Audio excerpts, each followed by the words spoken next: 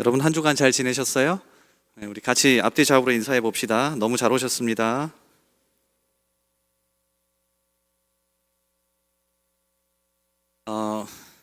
제 아이가 이제 두 돌이 지나고 3살인데 말을 조금씩 하기 시작하면서 어떻게 부모가 말을 해줘야 될까 고민이 많이 되었습니다. 그래서 최근에 그 TV에서 자주 나오는 오은영이라고 하는 박사가 있습니다. 정신의학과 전문의이고 또 아동 청소년 정신건강 전문의여서 그분의 책 어떻게 말해줘야 할까라고 하는 책을 샀는데 내용이 참 좋아요. 그런데 제일 앞부분에 이렇게 소개합니다. 이 책이 여러분에게 여러분의 시야와 여러분의 행동과 자세를 1도 정도 바꿀 수 있었으면 좋겠다라고 시작을 합니다. 그러니까 우리가 걸어갈 때 앞에 이렇게 정면을 보는데 1도면 정말 얼마 안 되잖아요. 아주 조금입니다. 근데 처음에는 얼마 아닌 것 같지만 자꾸 이 1도를 바꿔서 걸어가다 보면 나중에 시간이 지나면 엄청나게 다른 방향으로 가요 있겠죠. 그래서 이 책을 읽으면서 부모로서 어떻게 말하고 어떤 자세를 갖춰야 하는지 조금만 바꿀 수 있다면 나중에 정말 많이 바뀌어 있을 거라고 이렇게 격려를 하면서 책을 시작하더라고요. 근데 그 책 앞부분을 읽으면서 오늘 우리의 예배도 그렇지 않나 조금 생각을 해보았습니다. 여러분이 이제 11월 말입니다. 연초부터 여러 가지 말씀을 들어오고 예배를 계속해 왔는데 만약에 그때부터 1도라도 삶의 자세와 태도를 바꾸고 걸어오셨으면 올 한 해 여러분의 뒷모습을 봤을 때 굉장히 많이 달라져서 걸어왔을 겁니다. 여러분 어떠십니까? 1도, 별거 아닌 것 같지만 그 삶의 자세와 태도를 조금이라도 바꾸고 생각을 달리 하는 게 너무나도 중요한 것 같아요. 그래서 오늘 이 시간이 그런 시간이 되길 바랍니다. 말씀을 같이 나누면서 또 찬양하고 기도하면서 하나님 내 삶의 자세와 태도 또 여러 가지 것들을 조금이나마 바꿀 수 있도록 도와달라고 간절하게 함께 예배하는 저와 여러분이 되기를 주님의 이름으로 소원합니다. 같이 사사기 3장의 말씀을 읽었습니다. 제목을 좀 재미있게 지어보려고 노력을 하다가 트렌드 브레이커라고 하는 제목으로 같이 말씀 나누겠습니다. 2019년 10월 24일 서울대 소비 트렌드 분석센터에서 책을 한 권 내는데요. 트렌드 코리아의 2020이라는 책입니다. 이 책은 매년 나옵니다. 매년 서울대학교에서 이것을 분석해서 내년에는 이런 트렌드로 흘러갈 겁니다. 또 내년에는 또 이런 트렌드일 겁니다. 라고 분석한 책을 연말에 냅니다. 그런데 그거 아세요? 2019년 말에 2020년, 다가올 2020년에는 이런 트렌드, 이런 흐름으로 세상이 또 우리나라가 흘러갈 거라고 예측을 했는데 여러분 그 답을 알고 계실 겁니다. 왜냐하면 2020년을 살아오셨으니까. 그런데 작년에 사람들이 올 한 해의 트렌드가 뭘까 했을 때 3가지 단어로 표현했답니다. 첫 번째는 세분화. 점점 더 사람들이 세분화될 거고, 두 번째는 양면성. 안 할 것처럼 하면서 할 거다 라고 하는 이 양면성. 마지막 3번째는 성장이었습니다. 그래서 이 서울대 소비 트렌드 분석센터에서 각 기업에게 또 사람들에게 이 자료를 제공하면서 내년의 트렌드는 세분화와 양면성과 성장입니다. 여기에 올인하십시오. 이걸 위해서 물건을 만들고 이걸 위해서 교육하시고 이걸로 한번 살아보십시오 라고 했습니다. 그런데 여러분 잘 아시는 것처럼 2020년의 트렌드는 세분화도 아니고 양면성도 아니고 성장도 아닙니다. 뭡니까? 코로나라고 하는 새 단어입니다. 이게 모든 걸 바꿔버렸습니다. 밥을 먹는 거, 모임을 갖는 거, 심지어 우리가 드리는 예배. 여러분 상상이나 가십니까? 1년 전에 이 자리에서 예배를 드리지 않았을 뿐만 아니라 여러분 마스크를 다 쓰고 계시지도 않았습니다. 그러니까 이 책은 완전히 뒤통수를 맞은 겁니다. 분명히 내년 한 해는 이런 트렌드라고 생각을 했는데 완전히 깨버렸죠. 자, 그러면서 올 한 해 이 책이 또 나왔어요. 트렌드 코리아 2021. 그러면서 또 한 가지 트렌드를 앞으로 이렇게 얘기합니다. 코로나가 우리의 시대를 바꿔버렸지만 다시 얘기하면 우리의 트렌드 브레이커, 완전히 브레이크 시켰지만 한 가지 얻은 게 있다. 비대면 사회가 되면서 그 전에 대면 활동을 했던 것의 본질을 어떻게 하면 이 시대 속에서도 찾을 수 있을까를 고민한다는 겁니다. 이해가 되세요? 이제 우리는 비대면 시대를 살고 있습니다. 그럼에도 불구하고 어떻게 하면 서로 얼굴을 맞닿고 같이 밥을 먹고 같이 모임을 했던 그 본질을 다시 찾을 수 있을까? 이걸 고민하는 게 트렌드 2021이랍니다. 그러니까 내년 한 해에는 우리는 계속해서 이 부분을 고민하셔야 됩니다. 이제 어차피 안 모여도 되니까, 어차피 안 해도 되니까, 어차피 조심해야 되니까로 끝나는 게 아니라, 그럼에도 불구하고 어떻게 하면 우리가 대면하면서 같이 연합했던 그것들, 그 본질을 찾을 수 있을까를 고민해야 한다는 거죠. 그런 의미에서 사실 저는 오늘 말씀을 가져왔습니다. 왜냐하면 하나님께서는 오늘 사사기 3장의 말씀을 통하여서 트렌드 브레이커, 그러니까 이미 적응해서 살고 있는 이스라엘 사람들의 그 흐름과 트렌드를 완전히 깨버리십니다.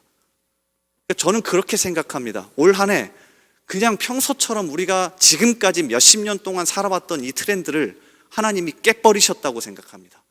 그래서 이 깨버린 트렌드를 통하여서 돌아보게 하신 분이 분명히 있다고 생각해요. 오늘 말씀도 마찬가지입니다. 사사기 3장 5절부터 7절까지 말씀을 읽어보면 당시 가나안 땅에 들어갔던 사람들이 어떤 경향과 트렌드를 가지고 살았는지 알 수 있습니다. 제가 읽어드릴 테니 한번 눈으로 쫓아오십시오. 그러므로 이스라엘 자손은 가나안 족속과 헷 족속과 아모리 족속과 브리스 족속과 히이 족속과 여부스 족속 가운데에 거주하면서 같이 섞여 삽니다. 6절, 그들의 딸들을 맞아 아내로 삼으며 자기 딸들을 그들의 아들들에게 주고 또 그들의 신들을 섬겼더라. 그들과 같이 결혼했고요, 그들의 신들을 섬겼습니다. 7절, 이스라엘 자손이 여호와의 목전에 악을 행하여 자기들의 하나님 여호와를 잊어버리고 바알들과 아세라를 섬긴지라. 바알과 아세라를 섬겼습니다. 그러니까 얼핏 읽으면 이스라엘 백성들이 가나안 땅에 들어가서 타락했구나, 같이 섞여 살고 같이 그들과 문화를 공유하고 그들과 같이 결혼했으며 그들의 신을 섬겼고 바알과 아세라를 섬겼다, 이 정도만 여러분이 생각하실 수 있죠. 그런데 이들의 삶의 패턴과 트렌드를 읽으셔야 합니다. 광야에서 40년 동안 살다가 이제 가나안 땅에 들어가게 된 겁니다. 정착을 하게 되면서 왜 이들이 삶의 트렌드를 바꿨을까를 고민해 보셔야 합니다. 이익상이라고 하는 목사님이 있습니다. 미래 목회연구소 느헤미야의 소장으로 있는데 이분이 내가 왕이었습니다라고 하는 책을 썼습니다. 사사기와 관련된 책이에요. 근데 이 책에서 이 사사기 3장에 나와 있는 이스라엘 백성들의 삶의 패턴과 트렌드를 다음과 같이 소개합니다. 한번 들어보십시오. 광야를 떠돌던 이스라엘이 가나안 땅에 들어왔을 때 가나안에 살던 사람들이 누리던 물질 문화 생활은 광야에서는 결코 경험해보지 못한 좋은 것이었습니다. 문화사적으로도 한 곳에 정착하는 농경 생활을 하는 사람들이 이곳저곳을 돌아다니는 유목 생활을 하는 사람들보다 더 높은 수준의 문화를 누리고 살았던 것이 분명하니까요. 시대를 막론하고 물질 문명의 화려함은 늘 사람들을 유혹합니다. 가나안 사람들을 만난 이스라엘도 예외는 아니었습니다. 그들이 즐기는 물질 문명이 좋아 보이고 그들이 누리는 문화가 더 나아 보였을 겁니다. 그래서 하나님의 백성이었던 이스라엘이 자기들이 보기에 좋아 보이는 가나안의 것들을 선택하는 시대가 사사들의 시대입니다. 그러니까 사사기의 트렌드, 이스라엘 백성들의 트렌드를 뭐라고 이야기하는 거냐면 40년 동안은 유목생활하면서 누리지 못했던 것을 정착을 하게 되면서 야, 이제 내가 가질 수 있구나, 내 손으로 움켜잡을 수 있구나, 이제 나도 집이 생기고 이제 나도 뭔가 내가 벌어서 내 안에 걷어들일 수 있구나라고 하면서 이것들을 어떻게 하면 더 많이 누릴 수 있을까라고 하는 트렌드로 바뀌어버린 겁니다. 이해가 되십니까? 저는요, 사실 올 한 해가 이걸 정말로 돌아볼 수 있게 되는 좋은 트렌드 브레이커라고 생각합니다. 잘 생각해 보십시오. 우리가 지금까지 살아오면서 그저 똑같이 어떻게 하면 내가 더 가질 수 있고 어떻게 하면 내가 더 누릴 수 있고 어떻게 하면 내가 더 높아질 수 있을까라고 하는 이 트렌드 속에서 어쩔 수 없이 살아왔습니다. 이스라엘도 40년 동안 유목생활을 할 때는 몰랐는데 가나안 땅에 들어가서 정착을 하니까 너무 바보 같아 보이는 거죠. 그래서 쉽게 적응해서 그렇게 살아갑니다. 근데 하나님은 이걸 깨버리십니다. 아주 와장창 깨버리십니다. 그런데 이 깨버리는 방법이 아주 독특해요. 자, 8절을 보십시오. 어떤 방법을 쓰십니까? 자, 8절 같이 읽습니다. 자, 시작. 여호와께서 이스라엘에게 진노하사 그들을 메소포타미아 왕 구산 리사다임의 손에 파셨으므로 이스라엘 자손이 구산 리사다임을 8년 동안 섬겼더니, 마음껏 그 트렌드를 즐기던 그들의 시야에서 완전히 깨버리시는데 전쟁을 일으키십니다. 그들이 아무것도 생각하지 못하도록 리산 구사다임이라고 하는 사람이 압제를 해서 어떻게 하면 우리가 저 사람들과 싸워서 이길 수 있을까라고 하는 완전히 말도 안 되는 상황으로 몰고 버리십니다. 독특하지 않나요? 그래서 오늘 말씀 바로 앞부분에 있었던 내용들을 아마 그들은 생각했을 겁니다. 자, 1절과 2절 보십시오. 여호와께서 가나안의 모든 전쟁들을 알지 못한 이스라엘을 시험하려 하시며 이스라엘 자손의 세대 중에 아직 전쟁을 알지 못하는 자들에게 그것을 가르쳐 알게 하려 하사. 자, 여기까지만 읽을게요. 그들이 물질 문화와 정착하는 문화의 트렌드 속에 살았던 사람들의 트렌드를 완전히 깨버리시기 위해서 뭘 일으키시냐면 전쟁이라는 걸 일으켜서 전쟁이라는 것을 생각하게 합니다. 이게 독특한 부분이에요. 왜 그럴까 사사기를 계속 읽어봤습니다. 하나님이 다른 방법을 사용할 수도 있는데 여러분 사사기 1장부터 마지막에 이르기까지 하나님은 반드시 주변의 민족을 쳐들어오게 해서 전쟁을 일으키십니다. 그러면 이들이 뭘 생각하게 될까요? 이제 어떻게 전쟁에서 싸워서 이길 수 있을까를 생각할 겁니다. 자, 그러면서 다시 성경 앞부분으로 찾아가기 시작했습니다.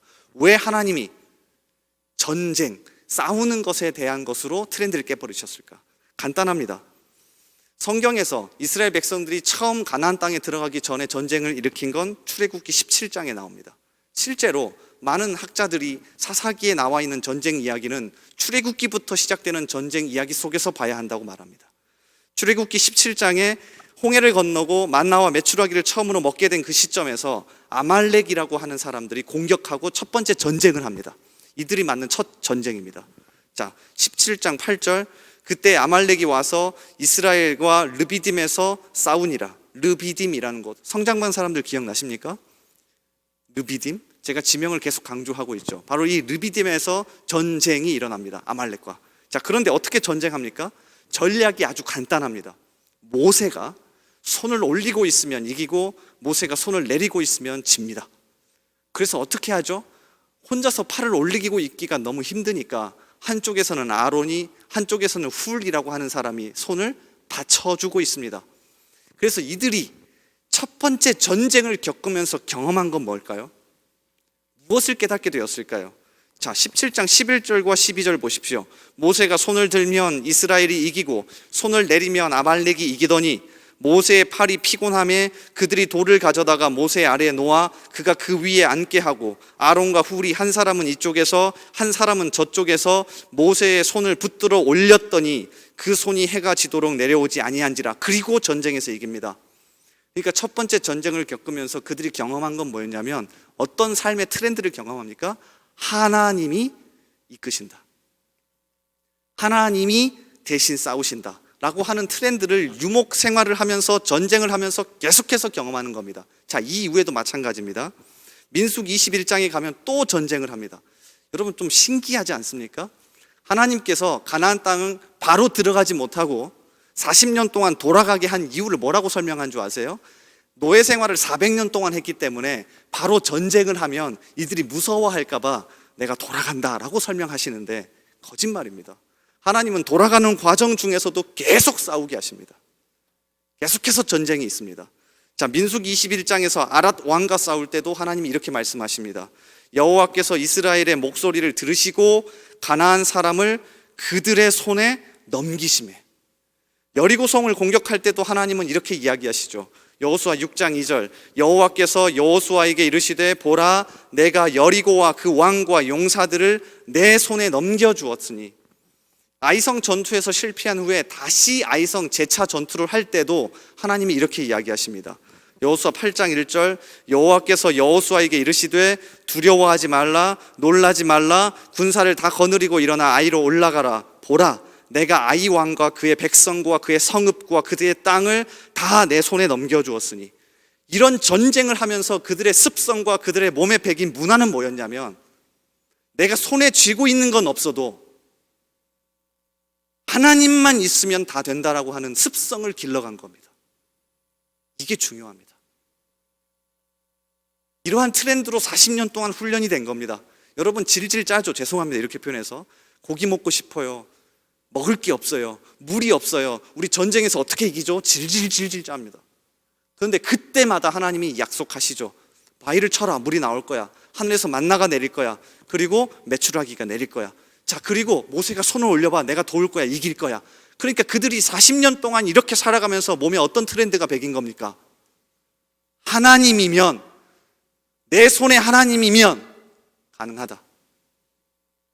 그러니까 이 트렌드를 우리가 잃어버렸습니다. 잘 생각해 보십시오. 자, 제가 긍정만을 이야기하는 게 아닙니다. 우리가 정말로 이 야성이 사라져버렸습니다. 내 손에 지금 아무것도 없지만 하나님을 붙잡으면 할 수 있다라고 하는 야성과 이 정말로 중요한 신앙의 트렌드를 잃어버렸어요.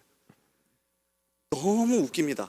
그거 아십니까? 이스라엘 백성들은 40년 동안 이 훈련이 됐었는데 가나안 땅에 들어가서 딱 정착해서 내가 움켜쥐고 사니까 얼마 안 가서 완전히 바뀌어버립니다.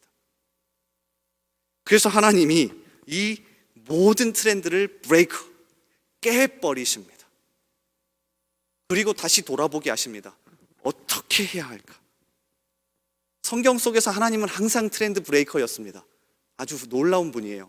창세기 9장에 보면 죄악이 가득한 세상을 심판하신 다음에 노아에게 다시 이렇게 약속하십니다. 내가 너희와 언약을 세우리니 다시는 모든 생물을 홍수로 멸하지 아니할 것이라. 땅을 멸할 홍수가 다시 있지 아니하리라. 그러면서 13절에 약속하시죠. 내가 내 무지개를 구름 속에 두었나니 이것이 나와 세상 사이의 언약의 증거니라. 왜 무지개를 주신 줄 아십니까? 물로 심판하셨기 때문에 그 다음에 비가 내릴 때마다 두려워 떨었을 겁니다. 그런데 비가 그치고 무지개가 뜨면 하나님의 약속을 기억하면서 그래, 우리 하나님 붙들고 살면 돼 라고 생각했을 거예요. 그런데 바로 그 다음 장인 10장과 11장에 가면 사람들은 달라집니다.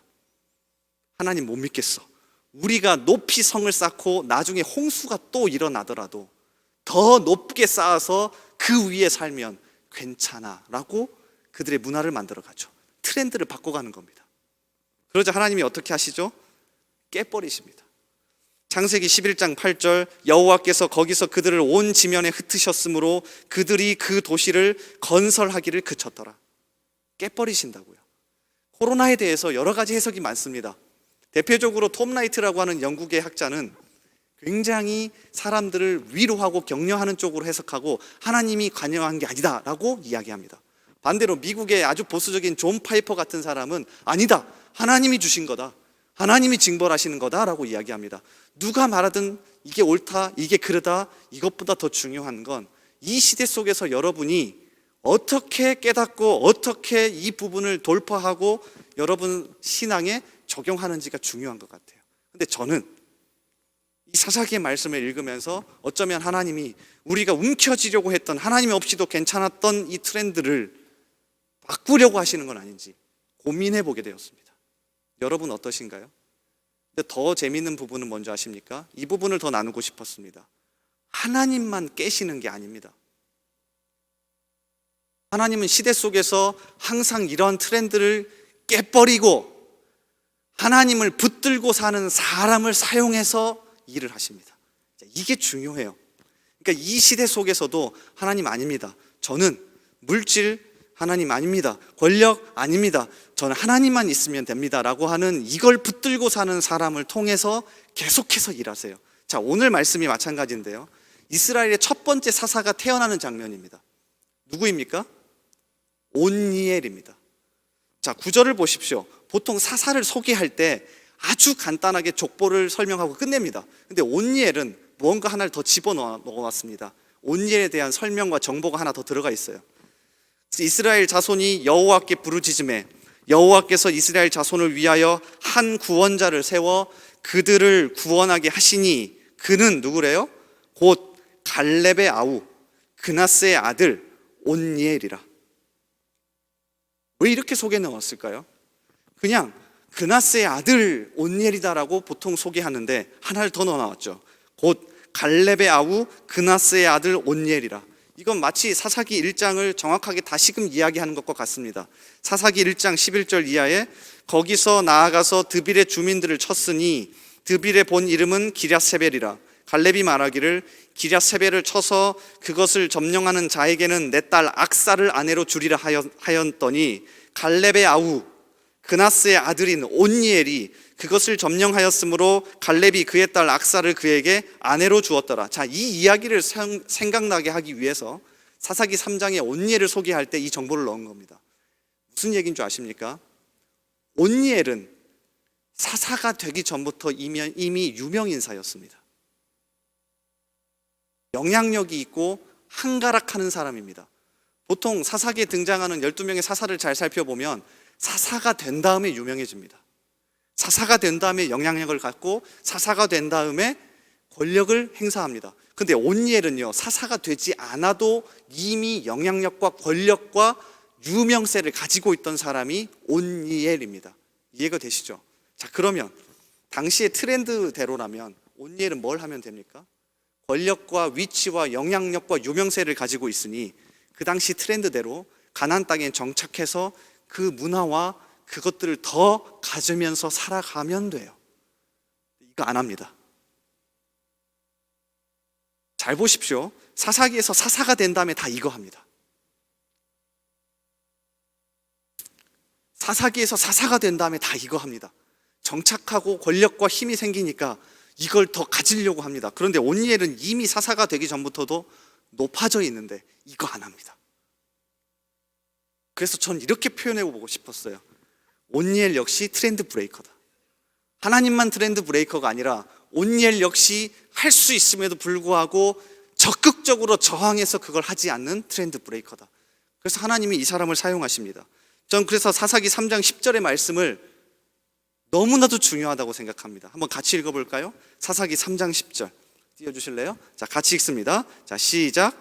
여호와의 영이 그에게 임하셨으므로 그가 이스라엘의 사사가 되어 나가서 싸울 때에 여호와께서 메소보다미아 왕 구산 리사다임을 그의 손에 넘겨주심에 온니엘의 손이 구산 리사다임을 이기니라.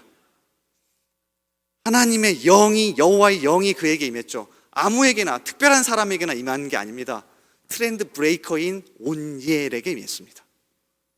충분히 모든 걸 가지고 살 수 있는 그 사람이었음에도 불구하고 저항하고, 아닙니다 하나님, 제가 하나님의만 내 손에 들려 있다면 괜찮습니다라고 하는 이 문화로 살았던 온니엘에게 하나님의 영이 임했고요, 그렇게 살아갑니다. 사사기를 조금 더 읽어보면 삼손의 아버지도 마찬가지였습니다. 그거 아십니까? 삼손의 아버지는 마노아라고 하는 사람인데 13장 1절에 보니 이렇게 되어 있습니다. 당시의 시대를, 이스라엘 자손이 다시 여호와의 목전에 악을 행하였으므로 여호와께서 그들을 40년 동안 블레셋 사람의 손에 넘겨주시니라. 40년 동안 블레셋과 전쟁하고 압제하던 시대, 그때 삼손의 아버지 마노아에게 하나님이 찾아가십니다. 근데 이 장면이 독특해요. 잘 보세요. 소라 땅에 단 지파의 가족 중에 마노아라 이름하는 자가 있더라. 그의 아내가 뭐하지 못해요? 임신하지 못함으로 출산하지 못하더니 여호와의 사자가 그 여인에게 나타나서 그에게 이르시되 보라, 내가 본래 임신하지 못함으로 출산하지 못하였으나 이제 임신하여 아들을 낳으리니. 왜 독특한 장면인 줄 아십니까? 마노아 역시 트렌드 브레이커입니다. 당시의 트렌드대로라면 내 본처가 아이가 없으면 가나안 땅에서 또 다른 첩을 두면 됩니다. 사사들은 다 그랬습니다. 바로 앞에, 삼손 바로 앞에 나오는 사사인 압돈의 이야기를 보면 기가 막힙니다. 그에게 아들 40명과 손자 30명이 있어 어린 낙이 70마리를 탔더라. 압돈이 이스라엘의 사사가 된 지 8년이라. 8년 만에. 대단하죠. 그러니까 그 다음 나오는 마노아 역시 그 당시 트렌드대로였다면 그냥 다른 여자 한 명 더 데리고 와서 아이를 낳으면 됩니다. 그런데 마노아는 트렌드 브레이커입니다. 아닙니다 하나님, 괜찮습니다. 그 마노아에게 하나님이 찾아와서 삼손을 낳게 하십니다. 저는 이 부분이 참 인상 깊다고 생각합니다. 그리고 지금 이 시대 속에서도 트렌드 브레이커 청년을 하나님은 찾는다고 생각합니다. 세상의 트렌드에 저항할 수 있는 사람, 조금 세련되지는 못했어도, 조금은 투박해도 하나님만 내 손에 들려있다면 가능합니다라고 말할 수 있는 청년 찾는다고 생각합니다. 한 사람의 글을 읽으며 설교를 마칠까 하는데요, 이화여자대학교에서 기독교학과 수업을 강의하는 장윤재라고 하는 교수입니다. 이분은 굉장히 진보적인 성향을 가진 분인데, 그래서 이렇게 글을 썼을 수도 있는데요, 그가 한국 교회 현재의 상황을 이렇게 얘기했습니다. 지금 한국 교회는 위기다. 그런데 그 위기는 진보가 퇴조해서 온 위기가 아니라 정통이 아니고 보수가 아닌 데서 온 위기다. 진짜 정통이 없어서 닥쳐온 위기다. 이 세계에 대한 초월적 비판과 종말론적 부정의 힘을 상실해서 생긴 위기다. 머리로는 정통이라고 생각하지만 몸은 이 세상이 주는 달콤한 물질적 혜택에 취해 살아온 두 얼굴의 이중생활이 자초한 위기다. 자, 그러면서 이렇게 얘기해요. 도대체 정통은 무엇인가? 그리고 그 정통을 주장하며 기독교, 개신교라고 불리우며 종교개혁을 외쳤던 이유는 무엇인가? 로마 가톨릭과 구분하여 우리를 개신교, 즉 프로테스탄트라고 부른다. 프로테스트, 즉 저항하다라는 뜻이다. 우리의 기본 뿌리가 정통이 바로 여기에 있다. 비록 눈에 보이지는 않지만 초월하시는 하나님이 계시고 그의 나라가 예수 그리스도를 통해 이 가운데 임했으며 눈에 보여지는 물질적인 세계가 이 세상의 최종이라는 비진리에 대해서 저항하는 것. 다시 얘기해 볼까요? 브레이커. 이 트렌드에 대해서 저항하는 것. 이것이 정통이다. 저는 이걸 다시 한번 이 시기에 생각해 볼 수 있기를 바랍니다. 그래서 우리 청년들이 젊을 때에 이 점을 다시 한번 붙잡고 이 시대에 트렌드 브레이커가 되기를 주님의 이름으로 소원합니다.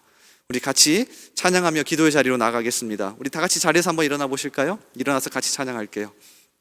우리 내가 주인 삼은 모든 것 내려놓고 같이 찬양할 겁니다. 이 찬양의 가사처럼 하나님, 다시금 제가 주님 손에 붙잡아 보겠습니다. 정말로 주님 붙들고 다시 한번 일어서 보겠습니다 라는 심정으로 이 시간 이 찬양 같이 할게요. 내가 주인 삼은